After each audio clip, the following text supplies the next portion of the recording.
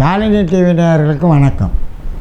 அடுத்தபடியாக ராகு கேது பலன்களை பார்ப்போம். கும்பராசிக்கு ராகு கேது என்ன செய்யுதுன்னு பார்ப்போம். கும்பராசிக்கு பாருங்கள், ராகு போய் உங்களுக்கு 2ல் இருந்தார். 2ல் இருந்து 4ஆம் இடத்தை பார்த்தார். அடுத்தது விரயம்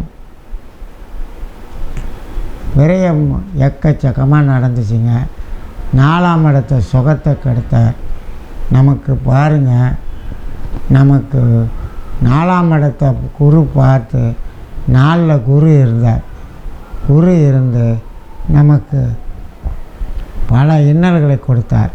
பொதுவாக இந்த ராகு கேது பயிற்சி குடும்பஸ்தானத்தில் ராகு இருந்து, தனஸ்தானத்தில் குடும்பத்தில் ராகு இருந்து நமக்கு குடும்பத்தில் பல இன்னல்களை கொடுத்தார், பல கஷ்டங்களை கொடுத்தார். தண்ட செலவுகள், விரயங்கள், தொழில் நஷ்டம், தொழில் மாற்றம், இது மாதிரி பல இன்னல்களை கொடுத்து வந்தார். போதா குறைக்கு நம்ம ராசியில் சனி இருக்கிறார். இதுவும் கெடுதல் தாங்க. ஜென்ம சனி நடக்குது பாருங்கள். ஆகையால் கும்பராசிக்காரவங்களுக்கும் ரொம்ப ஜாக்கிரதையாக நடக்கணுங்க. நமக்கு கிரக நிலைகள் சரியில்லை. 2ல் ராகு இருந்தார் இவ்வளோ நாள். இப்போ போதா குறைக்கு நம்ம மேலே உட்கார்றாரு. அலர்ஜி உபாதையை கொடுப்பார், நமக்கு நோய் நொடியை கொடுப்பார். ஆகையால் குரு பயிற்சி வந்தால் காப்பாற்றுவார். எப்போ குரு பயிற்சி? 11/5/2025 வருகிறார். வந்தாலும் கூட நம்ம ராசியை பார்ப்பதால் அந்த ஒரு வருஷம் வரைக்கும் நமக்கு பொறுமையாக இருந்து யோகத்தை செய்வார். இருந்தாலும் நமக்கு ஜென்ம சனியும் ஜென்ம ராகும் கூடுதலான கஷ்டங்கள் கொடுக்க தான் செய்வார்கள். குரு பகவான் 5ல் வந்த பிறகு பல நன்மைகள் செய்வார். தாங்கக்கூடிய கஷ்டத்தை கொடுப்பார். ஆகையால் யாரையும் காயப்படுத்தாதீங்க. பேச்சாலையும் மனத்தாலையும் யாரையும் கஷ்டம் கொடுக்காதீங்க. நமக்கு இன்னும் 7.5 சனி முடிய இன்னும் 3 வருஷம் இருக்குதுங்க.